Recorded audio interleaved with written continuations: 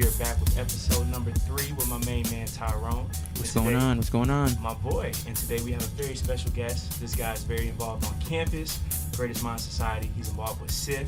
And we'll be talking about comics as well. It's my man George Greenidge. Thank you so much for coming on. So glad to be here today. It's the end of the semester. I'm so happy that it's almost over. But we're gonna have a good time to talk about today. Yes, sir. And he's about to treat himself with the great steak as well. Oh, you got it. Every semester you always end with something. Some people do Chick-fil-A, some people do varsity. I do steak. My man. And George, starting off right now, you have a great campaign that's going on. Wait till you see my degree. Can you talk about that? And also Greatest Minds Society. Yep.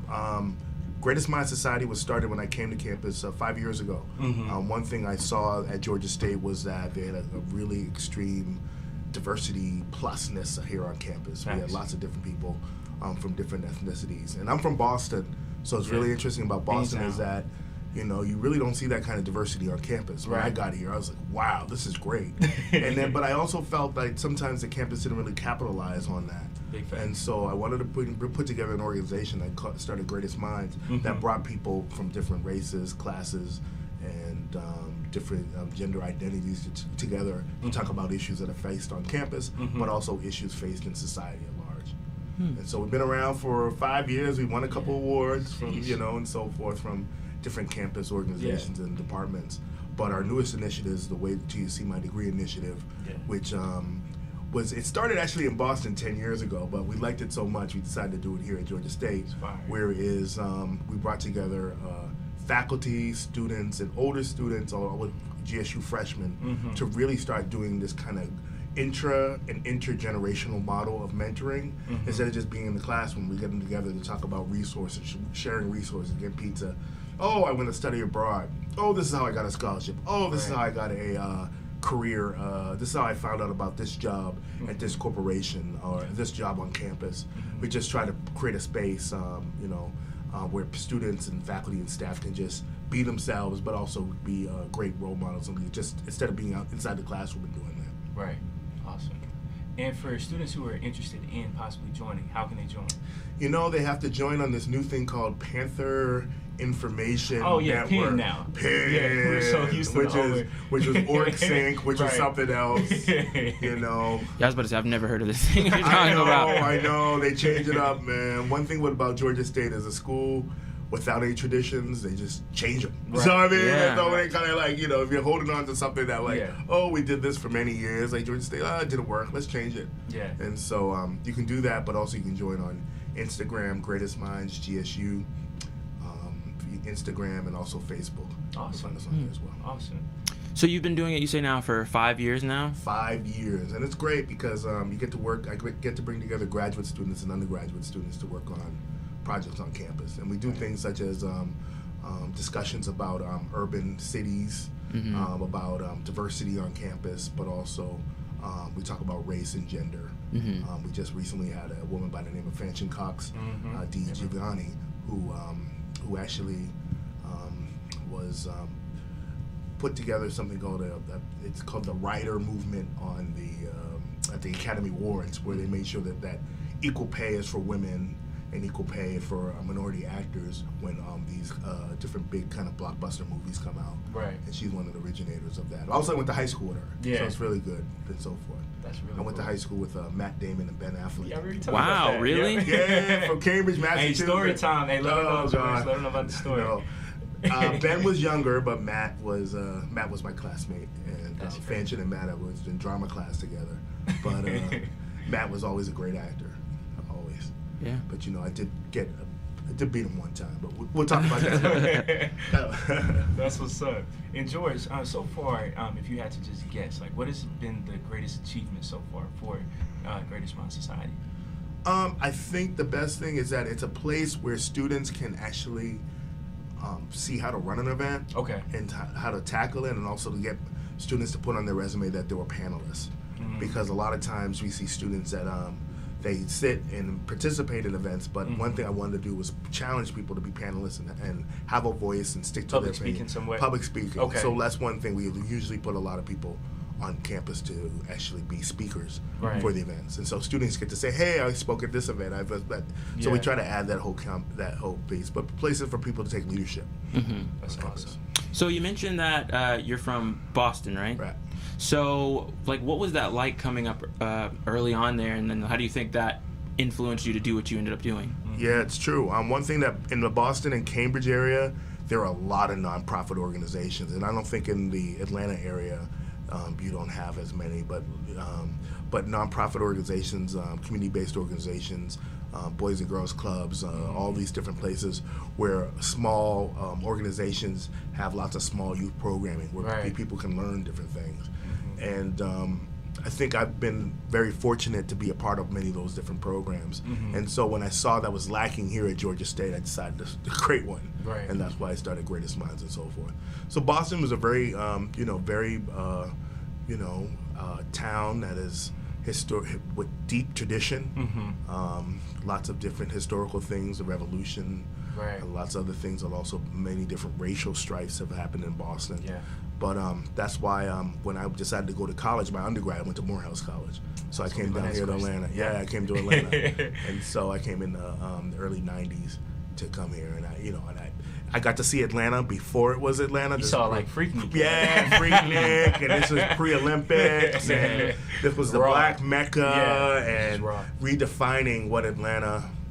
It was a defining place because music was being produced Right, here. right. Superstars such as Bobby Brown and Whitney Houston and many other people, Yeah. and Toni Braxton and Babyface were all here. Right. So it was just this becoming thing, and just to watch it. But the best thing was just seeing Freaknik start from this thing in a little small park in 1 year, and 2 Right. years later it took whole over city. the whole city. That's crazy. But the economic stuff, I mean, I think when the Olympics came, the city government was like, oh no, we can't have all them black kids running Right. around and all the other stuff. But the economic factor of Freaknik is that, if really think about it, black kids from all around the country saw Freaknik as this is a place where you can go and just be black. Black be black. Yep, that's it. You know what I mean? Yeah. There's like, look, no police, no filtering. You can just have a good time, Yeah. do the dance that you do in your backyard cookout, Yeah. and just have a good time. And they saw that, and I think that has contributed to Atlanta being this large, huge impetus of people coming to It is, Atlanta it in the is. 90s and 2000 because of those memories. Right. And George, speaking on that as well, I think that our generation, we always hear about Freaknik, but we don't know exactly how it was. So all we see is pictures. Really, we haven't seen documentaries, interviews. So if you can you put us into that space of like how exactly it was? Freaknik was all over the place. I mean, Okay. it was amazing. It was like you just walked outside the door and Freaknik was happening. Right. So think about like it's like Mardi Gras. Are you serious? But in Atlanta, but with a whole bunch of black people. That's it. And everyone just participated in it. It was amazing. Even though some people were like, "Hey, I didn't participate in Freaknik," I'm like, "No, you had to participate in Freaknik because it was all over the place. It Yeah, wasn't like you on couldn't one avoid street." it. No, That's but it was crazy. it was a really good time of just black youth expression, and at the same time with Public Enemy. Right. Lots of all the hip hop and music identity was forming, New Jack and all these Yeah. other things. So it was a great time to be in Atlanta. Yeah. You know, I think TLC, they were running around on campus. They weren't TLC before. We just saw these girls running around with these big colorful clothing. We were like, who are these girls? Why they look like they were in space outfits? And then, maybe a year later they come out as TLC. Fire. And Jermaine Dupri, we were running around on Auburn Avenue with these two little young kids, and we didn't know they were crisscross.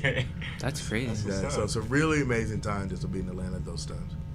How do you feel about like the current scene now? That's a great question. Or do you even know much about it? Because I'm like a mobile rappers. See, why you bring me there?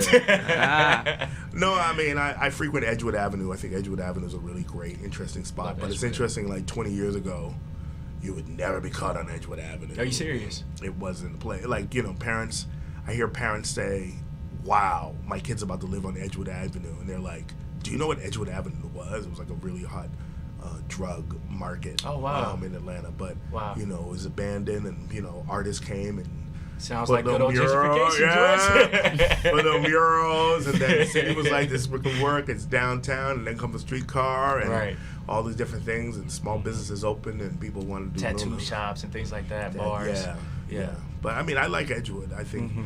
I like a good old dive bar. I Right. don't like, some people go to Compound and spend $20 to get in. That's ridiculous. And then man. spend another $30 for drinks, and to get another table, there's another $400 for a table. But I'm just Bottles. I'm from Boston, so we just like a good dive bar. Yeah, that's what's up. Dive man. bar. And where do you think, where do you see it going from here? Like, do you see it just continue? Like, do you see a ceiling coming anytime soon, or do you just see it's just gonna keep going? Right. Well, I think Atlanta always recreates itself, especially artist Atlanta. Is that Georgia State 20 years ago was a school that you would never believe would be 50,000 students today. It was like Facts. 10,000 students. Yeah. And things like Hope scholarships, like that's amazing. Like up Yeah. north, people would fall down to have a Hope scholarship to be able to go attend school. So that creative energy of blackness is still here at Georgia State. It just needs to be harnessed. It needs to be supported. But we got new things at Georgia State, such as the CMII, Right. the launch building, Yeah. which are right in the middle of campus, which is giving people opportunities to be very expressive and also being entrepreneurial. And the thing is that last year I went to the Black Millennial Summit at Boston Tech. Yeah. I mean, I'm sorry about Boston Tech. I'm saying Georgia Tech. Yeah. It was Saw a you post day. that. There was a lot of millennials were there. I think like 200. Wow. But it was just amazing to see what guts these young people had. See, my generation, our parents would always say, go to work at a corporation, go work in a government agency. All that entrepreneurs don't even do it. Work for like 30 years. Work for 30 years. That's all that stuff. But to see 200 young people saying, you know what, I don't want to do that. Yeah. I want to do this. And yes, I ain't making $100,000, but I'm making $45,000. But I'm happy that I'm waking up every morning and I'm doing the things And that you I got love. free time. And I got free time, and I'm Right. enjoying the things. It's Yeah. just really refreshing to see that energy and all that. And then young people were networking, and so it was funny. I was like a Generation Xer, the oldest person in the room, and I'm like, wow! And I had to say something to those great young people. That's fine, Yeah, man. it's funny that you say that because I've been observing that, and I feel like with our generation, and I feel like there are probably other factors to it, probably with the wealth gap and things like that. Right. But I feel like people now are no longer really chasing the money for their life. Everybody's just going for the quality of life. There you go. They're like, I'd rather have the lifestyle I want than have some job that gives me X amount of money. Yeah, Tyrone, I was actually speaking on that same sentiment. It was on Tuesday, I think. But someone posted something on Twitter, and they posted this picture of rush hour traffic, and it's millions of cars. But they were just saying that it's crazy how people are working for this job that's 9 to 5, but you're spending all your money on bills. You're not having free time, and when you do have free time, you're always tired. So I respect that. I get it. I get it. And that's always, I think, well, at least I kind of caught on that early, just working like a regular retail job. Yeah, And just hearing what the older people were complaining I about. don't feel like being at work today. Or Yeah, and it's just like, damn, dude, is this what I have to look forward is this life? to? Yeah. That's the greatest. I tell people, working in retail is the greatest motivation in the world. Because once you see people that's older, that's doing something that they don't love, you tell yourself, I'm in school for a reason, and I can't get stuck here. Yeah, it becomes real. What was one of your first jobs, Greg? McDonald's. OG. That was a great job. I think I was 14 years old, but it was interesting when I hit 15. I'm from Cambridge, Massachusetts, and they have the Polaroid, Honeywell, Bull, all these tech companies. They had all these high-tech companies down the street from my house. Okay. And so they started doing a high school internship for students interested in math and science, and I was one of those kids. And so it's interesting, in the late 80s, I was making $3.35 My or dad told me minimum wage $3.85. was around that range. That's crazy. $3.85. But this job that they offered me at the tech company as a 15-year-old, I was making $15 an hour. Wow. Back then. Yeah, that's real. And so, selling drugs was not an option in my community and all that other stuff. Well, I mean, actually, you didn't even have to sell drugs. No, now. I mean, but $15 an hour. And George think was a about, grown man I at was 15. You're a high roller. Right. high roller. And then, Wow. I worked there. Then I worked at Honeywell Bull, and that was also paid really well. But Awesome. But it's also about, as you guys know, is that, opportunities where, I mean, here you guys are counties Yeah. and zip codes. Yeah. And I was teaching students in my class is that if you can live in the next county and get a whole different educational experience and health, life outcomes experience. And they were like, really, you think about this in another country? No, it actually happens in Georgia. Yeah. And so, that also shows you that, zip code and where you live and where you go to school is very important and a formative factor in how you grow up. Nice. It's interesting you say that. We were just going over that in my sociology class. Cool. I'm a PhD student in sociology at Georgia State. This is Perfect. So you can relate. But yeah, we were going over education specifically, and we watched a film. We watched two things. One was an Oprah special, and one was like an actual short film. But both of them basically documented two people. Well, one of them was about a group of people, and one of them was just an individual. But they were all people who lived within the same city. But lived in different area codes basically. Yeah. And one school had so many resources, and when the other kids went to that school, they were just like, what is this? Like, ridiculous. I don't even know all these things. A school could have all these things. Right. And then when they took the kids from the affluent school to the other school, they were like, you become grateful at that point. You're like, wow, like I really have it this good. And it doesn't, I think a lot of people don't get exposed to that, and they never really understand how much greater you have it than someone just down the street at the school. Yeah. It's true. That's so true. Yeah, and it's really interesting to know that, I mean, I'm from Boston, so, being the only black or someone in a business, corporation, something happened. Yeah. But students here at Georgia State, black students, said this is their first time ever being around in a multicultural environment. Wow. I mean, they grew up in black neighborhoods, I can black believe it. school. I can't even, I have no clue because I'm from up there. Like, this is the first time me having a white teacher. Wow. You know what I mean? Me actually being in class with Indian and Asian students and white students. Yep. So, there's a knowledge gap that of us as well about trying to understand, what your voice is compared to other people's voices in the class and so forth and experiences. Right. That's awesome. And George, speaking of experiences, just being around different people, so far you are involved with SIFT, the Student Innovation Fellowship Program. And if you can you tell us more about it? What projects are you working on, and what do you love about the program so far? Well, I heard the Student Innovation Fellowship Program when it came out, and I was like, wow, student, innovative. Hey, that's me. All right. But it's interesting. It's interesting how the program has grown tremendously since it's 4 years here, and I joined on last year. Is that it originally kind of looked for kind of students in computer science, technology, and they kind of did that for a couple of years, and they're like, you know what? In order to kind of tackle this very complex issue, we're going to have to get some other people in humanities and social sciences in there.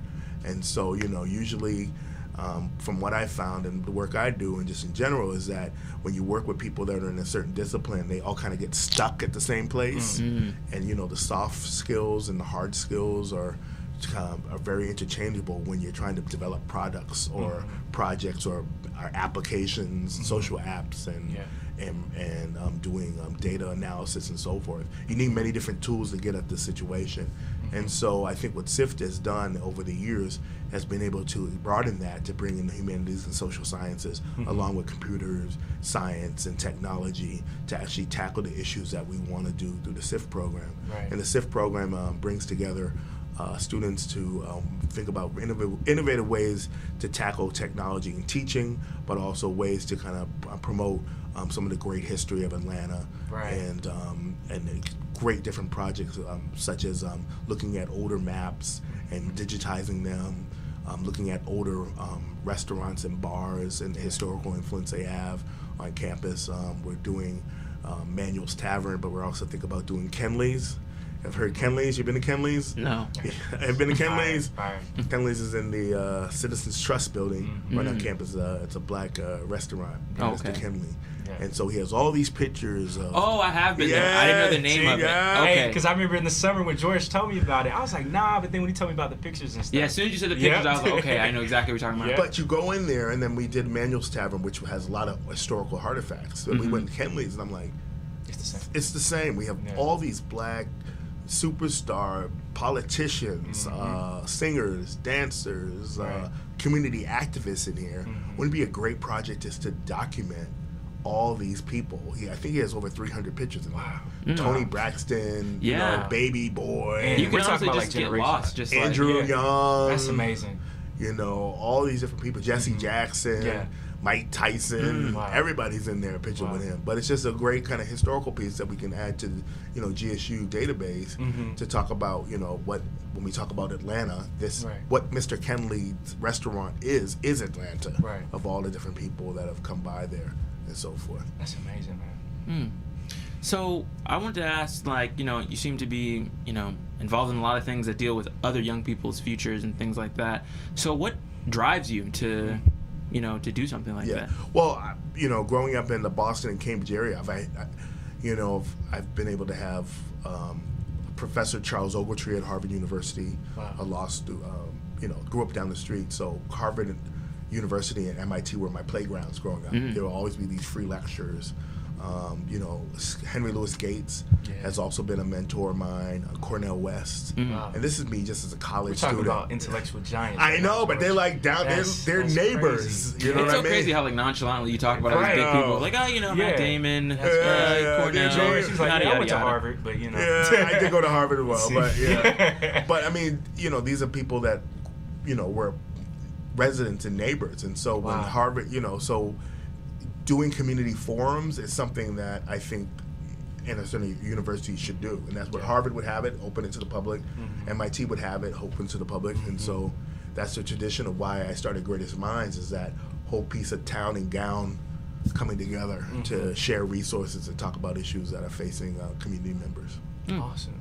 And George, speaking on influence, just how you were influenced as a young teen, a young child from people like Henry Louis Gates, Cornel West, how can we as college students here at State influence like the next group of kids who's coming up as well? Yeah, well, that's the main reason why I started that Where Do You See My Degree campaign. Right, and, and very happy to have, we had people from the director of student success and also the associate provost of graduate education, Lisa Armistead, actually showed up to the event, you know, to wave the flag that Georgia State staff and faculty and administration also agree with this. And so it's a student-run project, but I just wanted people to start using each other's resources.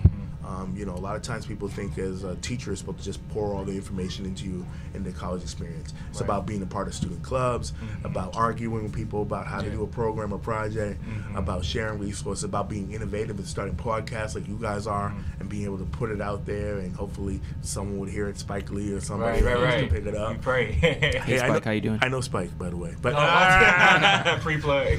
but you know, being able to network and then maybe say, hey, you know, I'm doing something in New York. Check you know, this out. come up. You know what I mean? Hey, can you guys handle this one or that one?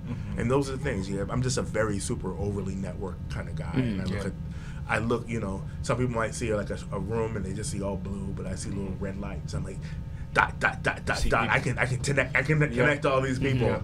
So it's just a different way I look at the world. That's awesome.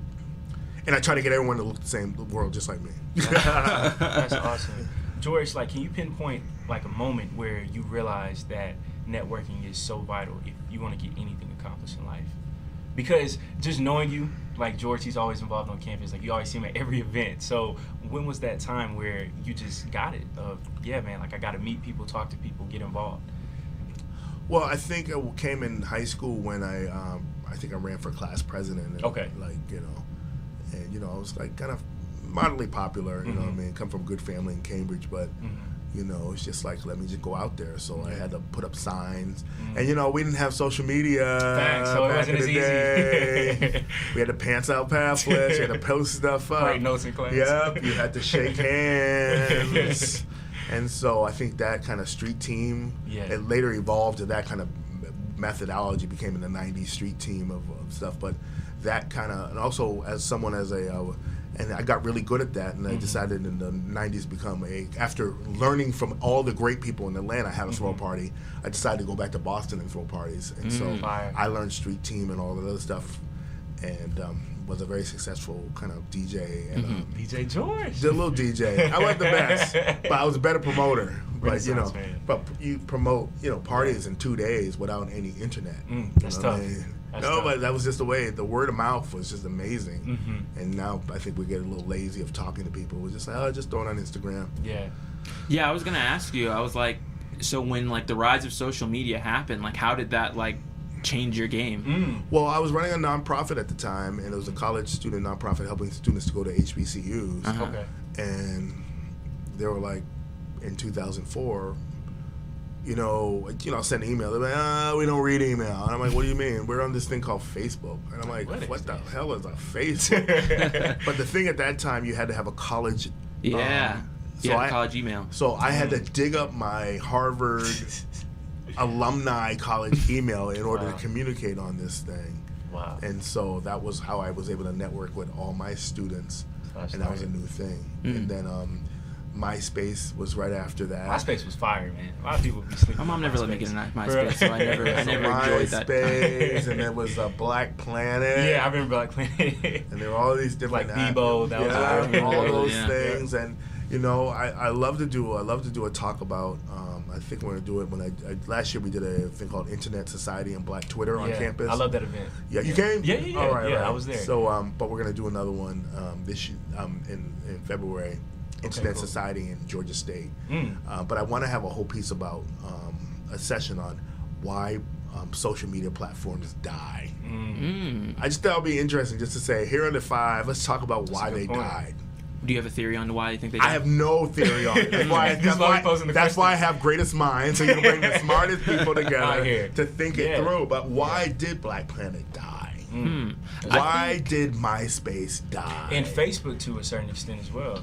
I feel like I'm theorizing, throwing out some theories. So I feel like there were people who came and they made it simpler. Like Facebook probably took what MySpace and Bebo and all these other things and just put it all in one thing. And I think now it's kind of hard to even say that Facebook is dying, because even if you want to say that the actual website is dying, it's not, because older people still I would using say it. The younger crowd. Who you calling old? No, George isn't old. But, the people who were around grandparents, when they were people who were in college when it first came out, right, probably are still most likely still on it. Well, it's interesting. Right. My mother, her brother, uncles were like, hell no, 10 years ago, I'm never going on Facebook. But they're all on it. That's the way I communicate with them. I don't talk to them on the phone. I hit them through instant message and say, hey, hope you do a good day. What's up? Do you know what I mean? So even my mom's on it. I mean, you know, it's like really, mom's like, don't tag me in no pictures. My mom's still like that. All right. But it's just really interesting how, here are people in their 70s and their 80s. Active on the internet. It's because it's more than just that now. It's like it's the news for some people. It's the news, family reunions, pretty much. Fake news. It's all of it. Fake, real, sort of real. It's all there. You can find it. But I was also going to say that I think now probably be harder for a new, media, a big social media company to come out, because it's like, what more can you add? Like, I feel like if Kim Kardashian says it's great. That's fair. Kim, Kylie, and Kanye. Well, maybe not Kanye, but we'll see. Kanye's name starts with a K too. Exactly. All of them flow. Okay. Yeah, but it's all about who pushes it out and says it's good and all that other stuff. But then at the end of the day, if it even gets a little big, one of those bigger companies is going to buy it. Either Google or Facebook is going to come in and buy it, or take those same things that they have, like Instagram taking the Snapchat story. Yeah, if they can't buy you, they'll like try to just take your, because basically Snapchat is dying. But I think Rihanna is probably a part to that. I don't know if you heard about that, Greg. What's up? So I'm George. What did I say? George. Where am I getting Greg? I like Greg though. Yeah, Greg. Hey, that's a great name, Greg. You should go by Greg. With two G's, your alias. With 2 G's. Yeah, George and Greg. Yep. But so basically, Snapchat had ran an ad on their thing, and it insinuated, it was making a game out of Chris Brown beating Rihanna, or was making the joke. That is savage, though. It was making a joke or something out of it. It was an ad, and Rihanna was like, "Oh nah." She was like, "This is why you guys' app is trash now." And as soon as she said it, it became true. And they're like, "Dang! Now that you mention it, Snapchat is trash." It is. So wow. And now it's just slowly dying. George said it. All you need is just a powerful name. That's pretty much it. And I think I remember. I don't. Justin Timberlake, I think, was trying to save MySpace at one point, maybe like 3 or 4 years ago. He still bought it out. I didn't know. He just bought it. Wow. I don't know if he tried to say, because now it's rebranded. Now it's more like a music type thing now. Okay. And I think when he was buying it, it was just switching over to this music website. Got you. So I don't even know what it is now. I have no idea. That's interesting. But I don't like Justin Timberlake. Yeah. Really? You don't like Justin? He did the Janet Jackson True. Super Bowl. Hey, Come man. on. I'm And still to then- this day, I don't even know if that was meant to happen. I remember watching it live. That was crazy. We were It's crazy the second grade. backlash that came from that too. Like everything that like FCC really cracked down after that happened. Nice. Like that's what made the 5-second delay on live Yep. TV. Now Yep. was because Yep. of that. Yep. Can you believe it? Had to. No more actual live TV. So that's it. Can you believe it? Speaking of things that we watch, before we go, man, we got to talk about comics, Tyrone, with this man George. Hey. He is a connoisseur. I'm a super nerd. George, you remember in the summertime, man, we were talking about Cyborg on Teen Titans, I think. Oh, God. And Well, he first was before we go, are breaking you that more down. Marvel or DC? True. That's a good That's question. not fair. Oh, okay. Some people have a preference. That's not fair. That's how I know you're a true comic book fan. you. If you, Oh, yeah, he is. don't pick a side. You know, He's you gotta be, you can jump in universes. Like, I am a Marvel universe, I'm a DC universe, I'm also a Star Wars universe and a Star Trek universe. So each universe has a special place. Okay. Gotcha. in sci-fi world. Cool. So, who, if you had to guess, is the best superhero? The best what? Best overall superhero. Oh, come on, that's easy. Just gonna say Superman. No, it's Batman. I could agree with that. Batman, Okay. come on. He's up there. He's up there. He has the wealth. He has the gadgets. Superman, I feel like at this point is like he's not even relatable to Yeah. me. Well, it's really interesting because a bunch of my friends and I on Monday are going to see the 40th anniversary of Superman 1. It's going to be at Atlantic Station. You guys should come 7 o'clock. We're all going as a group. But just the way that Superman was portrayed by Christopher Reeve, and I bet you guys never watched the first I think I've watched. Yeah. Is I that bet the you one where like he fights Zod? Snippets of it though. Well, Is that the second one? That's the second one. Okay, so I've seen that one. But the first one is just, people don't realize that Superman is really not from Krypton. He's from Smallville. Are you serious? I'm just telling you. But like the remember, show. I just want people to realize that. Like, Wow. he was a baby. Just like you, you were born in Africa and you came That's a over good here point. and you're American. Yeah. You were brought That's a up good by analogy. what kind of values? He was brought up by Society and Smallville, culture. small town. Ma and Pa Kent raised him as their That's deep. own. He's a small country That's a boy. good point, George. I didn't even think All about right, that. he's That's a a great small point. country boy that has these supernatural powers that his parents have taught him to hold true, and not use them for bad, for good. You know what I mean? So I think the newer Superman stories kind of got away with that. Superman killing people. That's unheard of. I saw and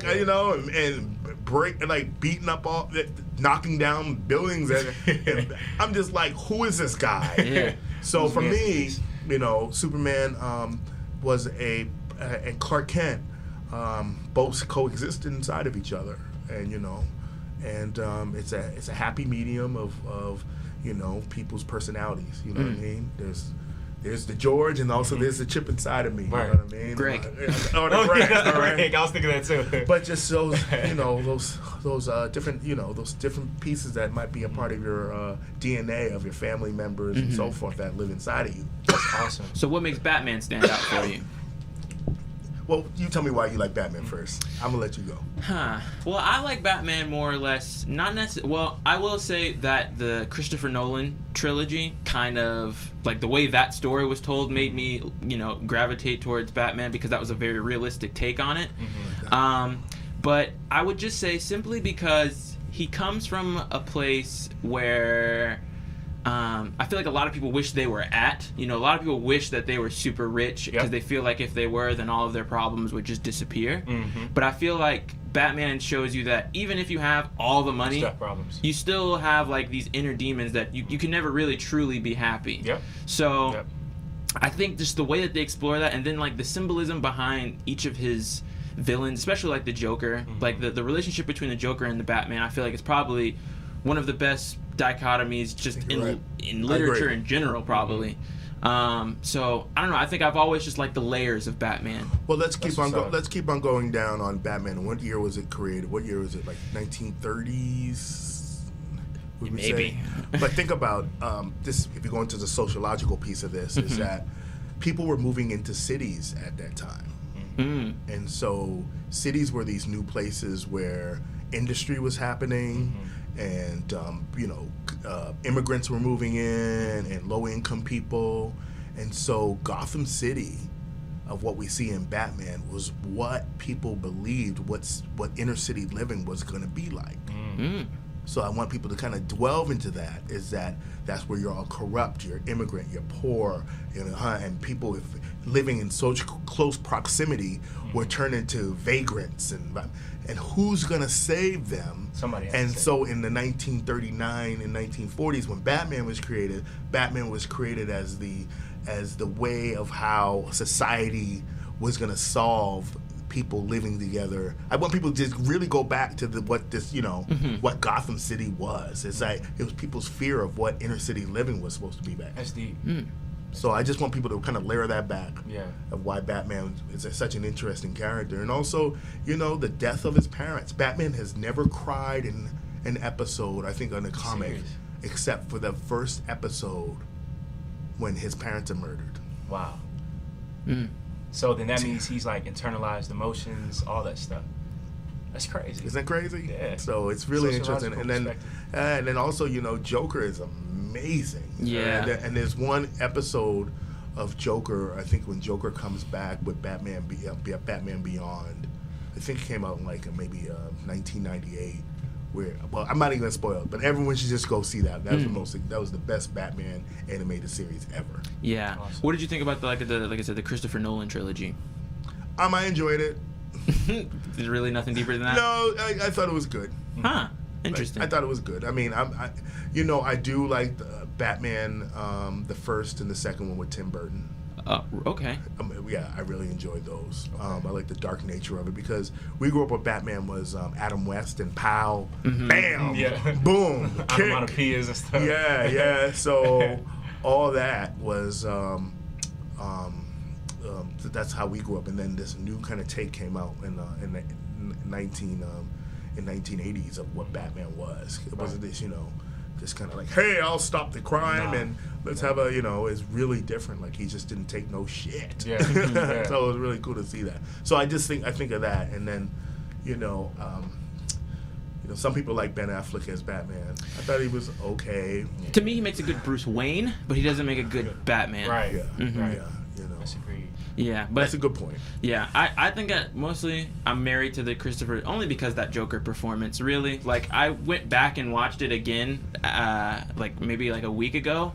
It's still good. No, it is good. It's still one of the best. Just not even super villain performance, but just probably one of the better acted performances. Overall. I think. Yeah, but it's also, we talk about Cyborg, and it's interesting. Yeah. I kind of do these analysis of black superheroes and why they get put on teams, and it's just interesting. Cyborg is no threat to Batman and Superman in the pursuit of Wonder Woman, because he's actually a handicapped superhero. Yeah. He doesn't have any sexual organs, and you think about the whole prey of all the superheroes to actually invite on the team. There's the Green Lantern and many others. We take the teenage handicapped kid with one eye, where everyone else is fully bodied. You know what I mean? But Super and all these other super interesting background stories. But here's the one that gets it's a football star that gets handicapped and has to be this grotesque Tin Man running around for the rest of his life trying to figure out if he's going to get love. And, Superman was like, well, and Batman were like, shoot, well, he ain't got nothing down there. So Wonder Woman, ain't worry about that. He's not a threat. So it's just interesting. But I also did a paper about that, about how black superheroes in DC were introduced. And they were all introduced, whereas the white superheroes, it was a big party every time they came. The black superheroes in the 70s and 80s, they were like, should we trust them? It was all the dialogue, and I wrote it in the paper. Should we trust them? Oh my God, are they a friend or foe? And that kind of ran through two or three episodes, issues about should we trust them. And this, if you really think about it, it goes into the time of the Black Panther Party and black people getting assimilated into government structures. Yeah, I've heard, you've probably heard this too, about X-Men. And as X-Men has been presented over the years, it's kind of it's shifted, but they've always been like an allegory for something. And I think they said when X-Men originally first came out, X and Martin Luther King as well. They were saying Magneto and Dr. X represent Malcolm X and Dr. Martin King. We gotta give a quick moment of silence. For Stan. For Stan Lee. For Stan Lee. He's passed away. Because you can do the verbiage of that, please. But what was I saying? What was I talking about? How it was a allegory. Right. So, X-Men, R.I.P. to Stan Lee. X-Men, I think they said when it originally was out, it was supposed to be an allegory, though, for the civil rights movement and things like that. Right. But now they're saying, like, with the newer ones, it's more of an allegory of the LGBTQ community, about their assimilation, because I think in the Days of Future Past, and like they have like the government trying to say like, oh, should we even allow them to do this and do that, and I think that's just interesting how they've always used that outsider's look to then reflect on who we consider the outsiders in our own community and stuff like that. That's pretty dope. And that was honestly one of my first introductions of comics being more than just superheroes fighting. I was like, I never thought that, Dr. Xavier was Martin Luther King. I was like, never even made that connection. But what I wanted to ask you, George, what is one of your... Well, firstly, I want to ask, what is your opinion on the Black Panther? That came out this year, and that did amazing numbers. Crazy. How was your opinion on that? Or just the characters in general? I thought the Black Panther story was a well-told story. I enjoyed it thoroughly. I thought it was really good to see that. It's interesting. 1978, a movie called The Wiz came out with Dinah Ross and Michael Jackson and all that. Dinah Ross is the only living member, but its 40th anniversary was last month. And I want people to realize is that they stopped supporting black movies with big blockbuster black movies after The Wiz because it just was a commercial flop. And so people got to realize is that was the really last majorly funded black film until Spike Lee came along. And remember, he did these independents first, and they were like, he got to spend it on his own money and all this other time. But really, you just got to think about that. Is that how that I call it from The Wiz to Wakanda? All right, about looking at these 40 years of black film and movies in Hollywood and also in Atlanta, and we're planning to do a forum on that in January.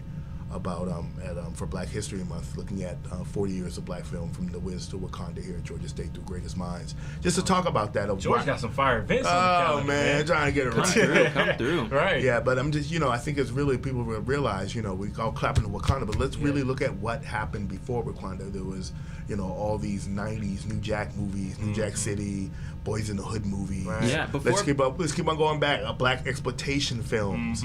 Let's keep on going back. You know what I mean? In the 70s. Who was the last, before Black Panther, what was the last like black superhero movie? Probably Blade, right? Blade, but also you gotta remember, my boy Shaquille O'Neal. Yeah, that's what I was about to say. Steel. I was thinking about that. But Steel was fire. I try to tell people Steel, it was okay. Steel, it wasn't bad. Kobe sucks. Right. I hate Kobe. Kobe never passes me the ball. That's my Shaq impression. Yeah, I feel like Kazam 2. We should invest in Kazam 2. Right. Man, I forgot about all that Shaq was in. Yeah, so I'm probably so Blade and then Kazam and then before that I don't even. Yeah. But you got to think about it. Like, are you guys into Afrofuturism and all that? About that, about black people in the future. Right. Like it's funny. One time Whoopi Goldberg said the reason why she went on Star Trek: The Next Generation because she felt that there was no representation of a fully figured black person because LeVar Burton was blind and the other guy had a big I know you're talking about with the lumps in his head. Lumps in her head. She said she wanted the reason why she decided to go on Star Trek in the late 80s, 90s was she wanted to show that black people survived in the future. That was one of her main pieces. Right. But it's just interesting as well. Like The Wiz is a black futurism kind of movie about us in the future, and also what was the recent movie with Oprah Winfrey in it? A Wrinkle in Time. Wrinkle in Time. Look, Wiz, Wrinkle in Time, and Wakanda. But think about all that, like that. The black imagination and of us as as spiritual beings and also there you living go. in future societies. That's imaginative. It's imagination. When do we actually have those times to actually do that in Right. film? Yeah. So George, like, what do you think we as people that's involved in journalism and film, and as you know, so many film students here at State, like it's popping. How can we as young black students, or pretty much all students, try to help propel black movies? Because I mean, usually, when we see like a black film, it's usually underfunded. Sometimes it's corny, or either it's like a BET original VH1 special, but we don't pop out films like Batman or just consistent films. Or I mean, Black Panther, that's one, but we can make 1 million of those because we have so many young creatives. Yeah. Well, I mean, the powers of tools that you have now compared to back in the day are very different. Like, growing up, we had like 3 television stations. Right. And, cable came in the late 80s and so forth. So you were able to only get like white TV from ABC, NBC, and all this other CBS. stuff. Yeah, but now you have 900 to 1,000 channels. And also you have the internet, which mostly everyone's on, is that people are now YouTube famous for their videos. And think about Insecure. Was it Insecure? Insecure is a big show. Big Giant show. Atlanta, All YouTube, these Atlanta. These Yeah. are just amazing things of what people can do with Luke talent Cage. and time. It got canceled though. Yeah, it did get canceled. But It know, did. It had a run. that still Yeah. builds and so Yeah. forth. But I'm hearing that people are doing movies on their iPhones. Yeah. You know what I mean? We were just talking about Yeah, film we were just stuff talking like that. about like because in these classes they want us to rent out equipment. You don't even have to rent out a camera anymore. You can just pull out your iPhone, put it on iMovie. That's it. So I think there's a great time for creatives right now to be able to be expressive and take your own look, because the eyes that you are looking at the world are very different from my eyes, and I try to tell people they're not wrong. And that's why we have greatest minds, so we can hear from all different perspectives and generations of how this world looks. Because it's different, as you guys should, and I should look at it very differently from my grandmother and grandfather and great grandparents and grandfather and so forth. But that's how we got to come together and talk about it and share those things, and that's why I kind of do the things I do. Yeah, that's what's up. All right. Well, I only have one last question. Yeah. Real simple, although it may not be simple. One superpower you get to pick. What are you going with? One superpower. One superpower. Wow. That's crazy. That's crazy. We can go around. Everybody can pick. We can go next, Caleb. All right. You know what? I would love to just pick up stuff with my telepathy and telekinesis. Okay, telekinesis. Yeah. What do you think, since Caleb? George, since you took that one, let's see. Flying is like so generic, and then if you do fly, you can get hit by an airplane now, Exactly. a drone. It's like too much traffic in the air now. Dang, that's tough. I'll probably say like super speed, like Flash. If you're stuck in traffic, you can hop out the whip. Like, man, forget this, and you just run to wherever you gotta be. You can sleep in longer before class because you can be like, I can make it there in like 2.2 seconds. So yeah, I'll take super speed. So this is, I don't know if you can tell, this is a question I think about a lot. So So keep up at night. What superpower will I have? Yeah, it really does. Wait. I'm gonna just wake up. It really keeps me up, or just fun to just play with the thought of like, But I'm drawn between two, and my two reasonings are very similar to your reasonings for picking super speed. So I was saying one of them would be teleportation. Yes, that's fine. But it would be because of what you said, of just how more convenient my life would be. Just like literally like, I got class. Yeah. I can sleep and just go in like 1 minute left and go there. But you'll have a great Uber and Lyft service. Dude, that would be sick. $5 on my back. Give me a hug for $5, bro. there, just like that. I got you. But then I was also drawn between super speed. But this is just my American capitalist greed mind. And I was like, dude, if I was a college student now and got super speed, I would literally go to the football team as a walk-on and just be like, Coach, nobody here is touching me, sign me, and I guarantee we win all the championships. I promise I you. think you will win. Yeah. Probably have like 15 touchdowns. And I wouldn't even a game. go full speed. I would just go fast enough so that nobody could catch me. Just to appear human. Exactly. If you can. And then just be like, thank you. That's it. And that's literally all I think about when I'm Coach, I staring. don't even need equipment. Right. Exactly. Like, Coach, they're not touching me, Coach. You don't get it. That's cool, man. That's it. Cool. And George, before we leave, man, first off, thank you for coming on to the show. It was amazing having you. Again, if anyone wants to get in touch with you, where can they follow you at on everything, social media, all that good stuff? Yeah, I think the best thing is to follow me on is my Facebook, which is George Greenidge Jr. But you can get me on Instagram at Chip and Chain, which is always fun and popping. Yeah. But also you can get me at Greatest Minds as well. Greatest Minds GSU on Instagram. Fire. Good to be here. My man George. Yes. Thank you guys Hey, for listening. what's up? This guy was a genius. Thank you, George. Much love, man. Peace. And you guys take it easy. Appreciate that, George. How man. long did we go? That was awesome.